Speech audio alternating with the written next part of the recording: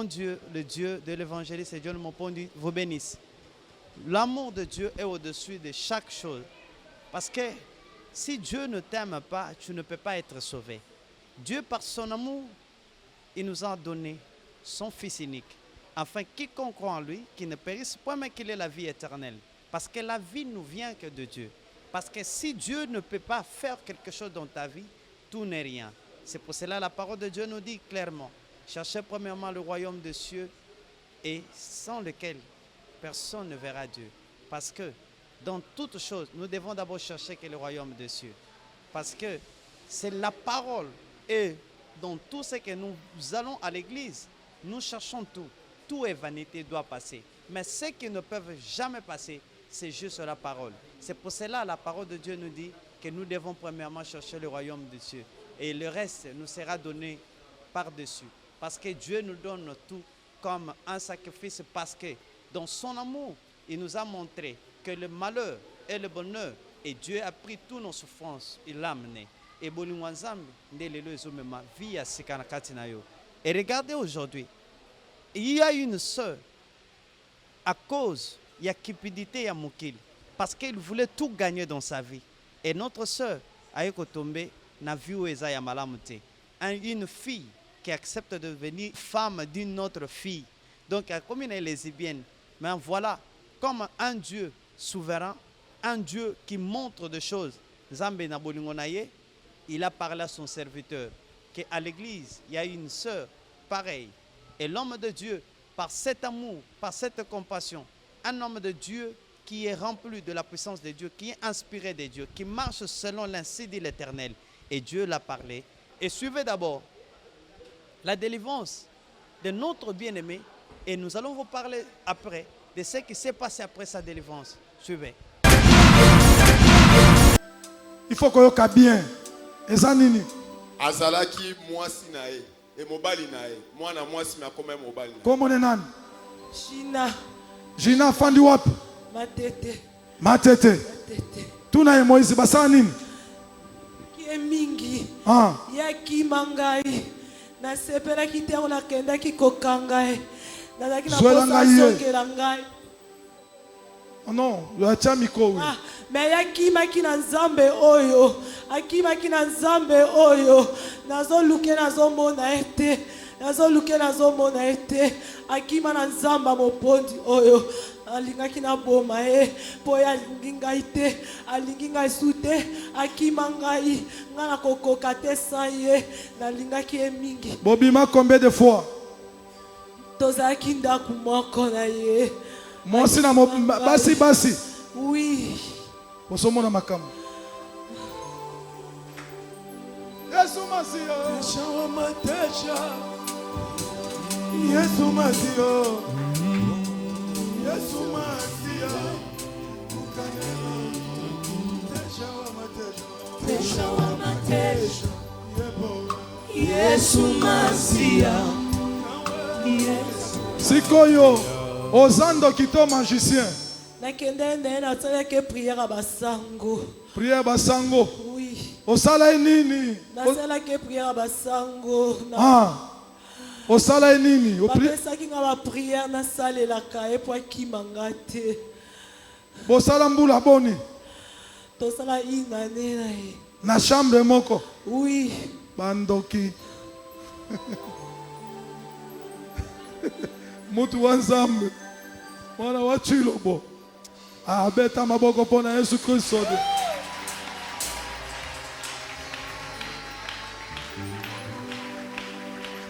Basala inane. Lelo ki lezibiana ne dosila. Au nom de Jésus-Christ. Nalobi lelo ki lezibiana kei au nom de Jésus-Christ. Prière ngo banda ko sala ndenge nini?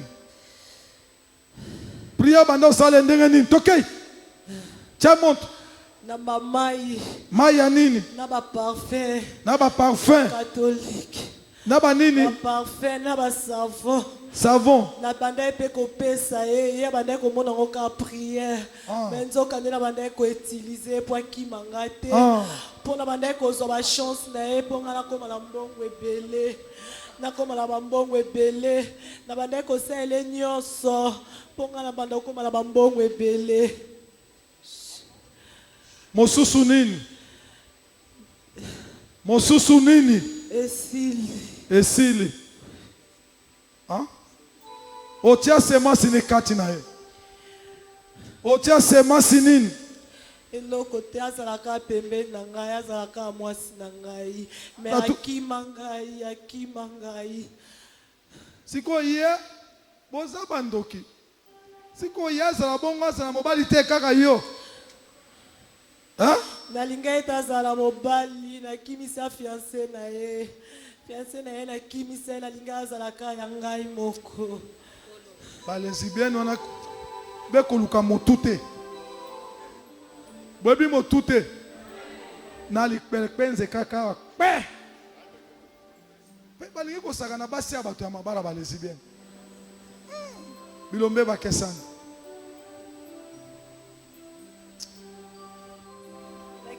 tia likofi boye loba lesbienne lesbienne tia likofi lesbienne zwelanga sali lesbienne yo lesbienne keba ebotu beta maboko pona ebotu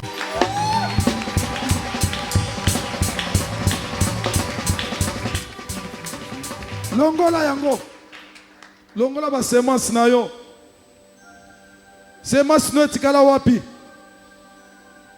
semence no eza wapi nakangango na elamba na ya bosa na pala ngai elamba na yo elamba na bosa na pala ngai siko bosali mbula boni depuis bokaboni mikolo boni 6 mois bosali mikolo boni 6 mois kima depuis bokaboni oui olukaka ye nalukaki namonaki lisusu baza epa na ngai awa akoma na nzambe oyo ya mopondi nakendaki na elamba nde babi bokomona lisusu te akoma na nzambe ya makasi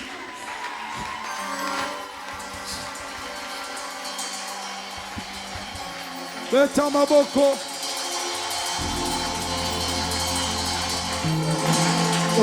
Hallelujah, amen. Amen. To libéré ye. Ta esate to boma lesbienne wana. Akufa. Mama Dora ondi magatele londi me akufa. Papa abebi sebele akufa. Abebi sebele. Bino bana basi bino. Botika bilombe bazale bela boko luka bato papa mama kakindo.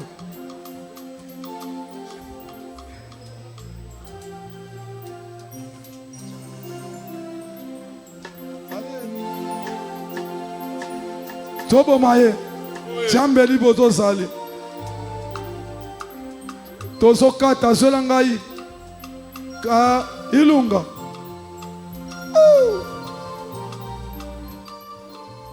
tozo kata zola nga sal totombo iloboko tokata molimo lesbiana au nom de Jésus-Christ.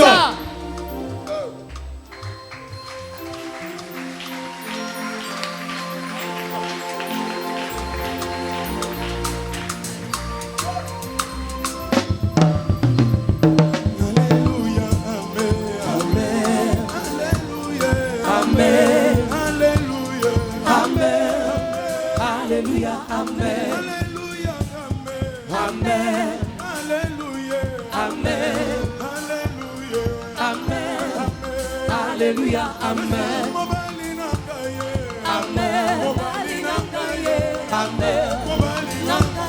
Amen.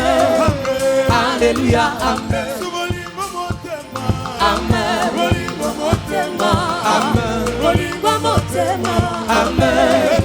Alléluia, amen. Amen. Tu m'as beaucoup. Amen. Tu m'as beaucoup. Amen. Alléluia, amen. Amen. Elongananga. Amen. Elongananga. Amen.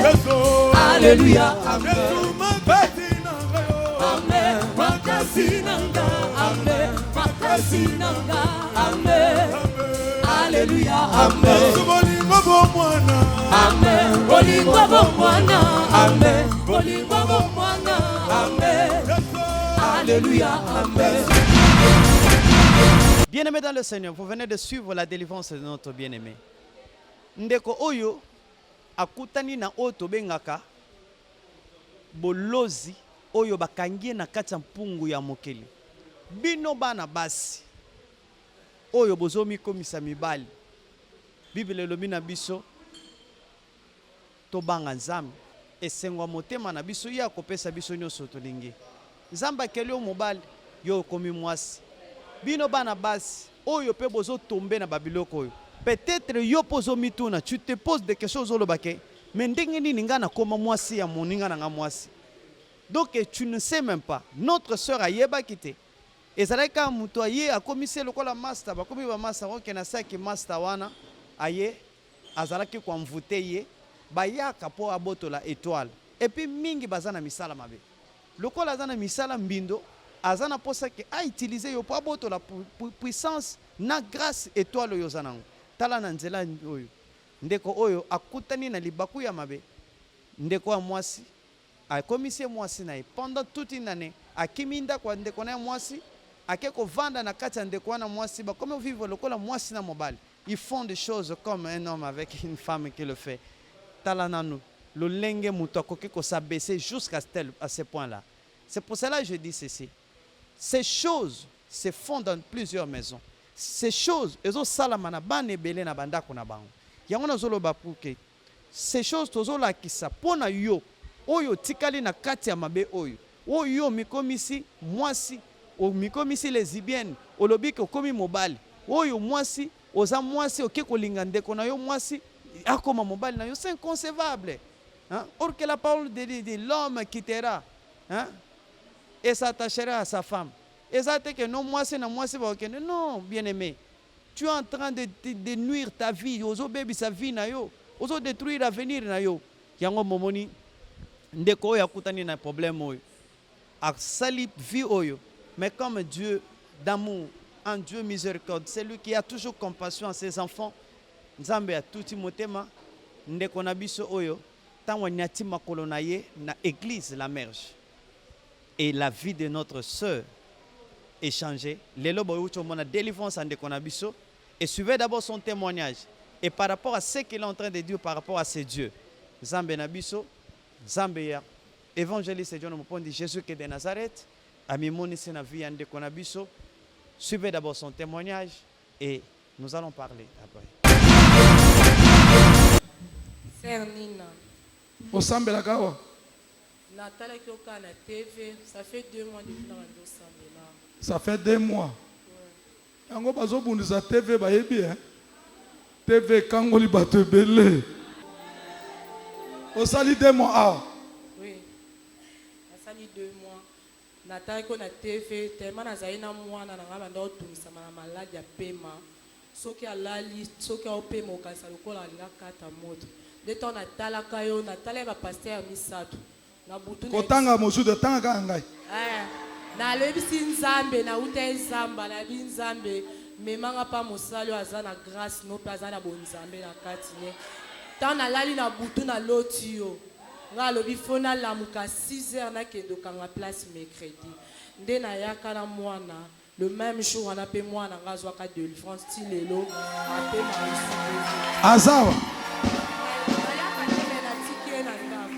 Atika inandako. Na yaka nae na tike na ndako. Bomona kaye? Bila bomona kaye? Na yaka jour anniversaire même na kanga photo na zaye pepe na mama. Ambo? Oh makambo. Beta maboko po makambo ezamine.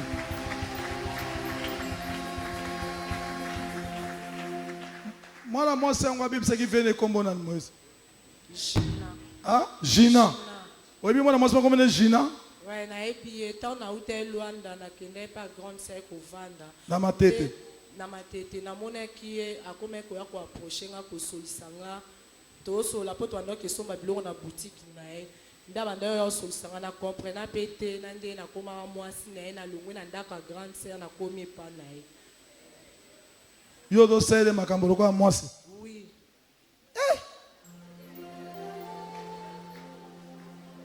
Bodo seka nini? Bomoninga na oseka. Makambo bozomona na kobimisa mama moko akotémoin pe kala mingi te. Mama moko azalaki epa na biso, mama moko aza munene kati na biso mutu ya mbongo. Anyokoma na vie oyo. Eza vie mabe, eza batu te, eza démon. Plupart ya batu wana baza batu ya misala mabe. Donc akomona oza na étoile ya Nzambe aye azwi yo po abebisa vie na yo. Naye kokima ye parce que fiancé na ngai okima nga moko pe ata na otambola nzela mibali balinga ngai sute basala nga même pas ndezala bato mwa balula ngai moi si kitoko mais pas mobali aloba na ngai shu na nzela jamais Akoloba shundeni déjà asa kangi esprit na yo. ngai pe nakomeka kokanga me mona nyonso osenga azosalela o mais Nzambe kamta ya kokangola nga longola na ndako Ndoki na ye asukole longi oyo mais kolekisa te. On a récupéré ba retard te. Au nom de Jésus-Christ na longoli ba masque nyonso ya kindoki obala na kombo na Yesu Kristo. Amen. Beta maboko po na Yesu Kristo. Amen.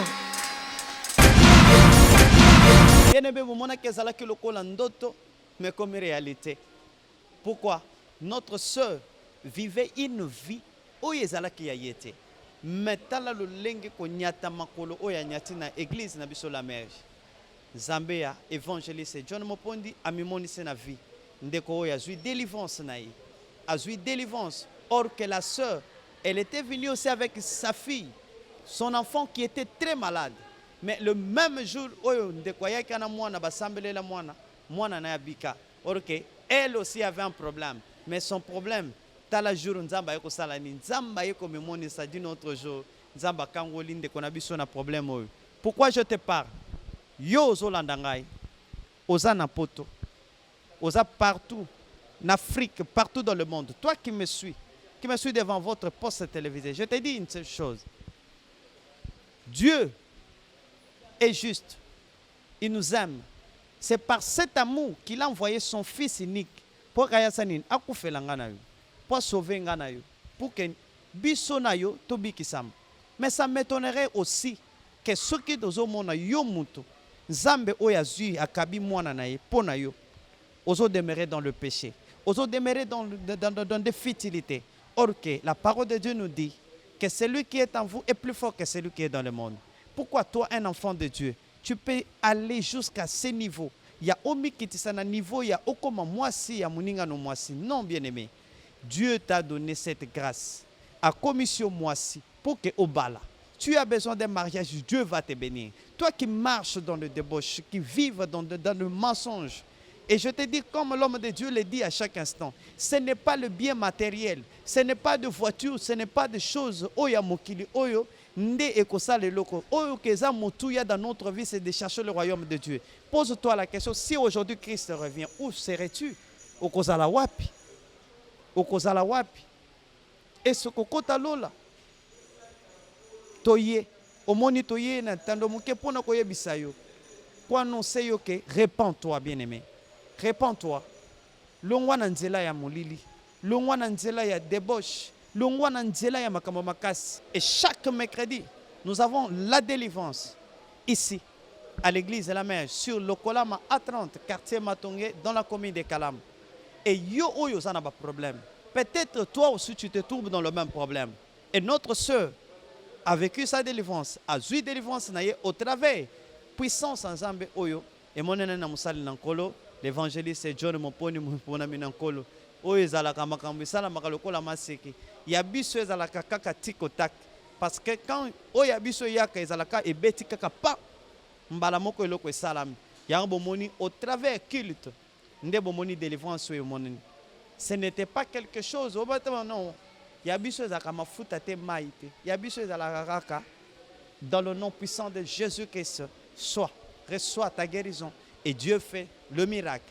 Ndeko na biso akangolami lelo tozomona bolamu na Nzambe. Yango nazobenga yo yo ozolanda biso bisika nyonso zali ya votre église. Mission les rassurés de Jésus-Christ en sigle merge. Donc la merge tovandi na quartier Matonge, commune Kalamu, avenue Lokolama A30. Et si nyonso ozali, ezaloza na poto, o mituni na lokoyo. Des fois tu te poses des questions au mituni na lolengeni na kotika. Jésus que sa koti na ndako na yo pona koyebisa yo. Laisse que la guérison et le Dieu oya assista kabato pour que moto aya kozwa lobiko na ye amimonisa na vie na yo oya kozanga te. Chaque jeudi, nous avons prière na biso ya ba cas difficile. Et chaque vendredi, nous avons prière, il y a nuit de prière, il y a ba serviteur. Et chaque lundi, nous avons intercession miracle. Otobengaka kotakoli. Parce que là où ezesika où mutu azo kokoli sa vie de prière na ye, mutu azo kokoli sa dimension ya vie de prière na ya ka kosambela. La prière, ce n'est pas un combat. La prière, c'est quelque chose de concentration, que quelqu'un entre dans la profondeur pour être en intimité avec le Seigneur. Et Nzambe Oyo, Nzambe Malam, Obiso Tobele Labutumoi, Tobenga Nzamba Bilembo, Nzambe ya évangéliste John Mopondi, Amimoni Sanavina Bino, et sans oublier les honneurs d'ombre, au bazar derrière la caméra, je salue le frère Cédric, là où il est, sans oublier mon ami propre. Oyazana bilili monzande na lela fort yake mozabanga na tumba ye kombo yanga elo moe kombo yanga elo moe wakekenga ibenga Yesue ngana bwaka Nzambe na botele na baliye kana kula Yesu na tila ye Gana luka Yesu na tina ye wakekenga ibenga Yesu. Tel qu'on a dit, je suis comme mon Père. Je n'ai pas honte d'aller évangéliser, d'aller parler de la part de Dieu. Yagona pesi bye. Je dis à la prochaine. Ciao.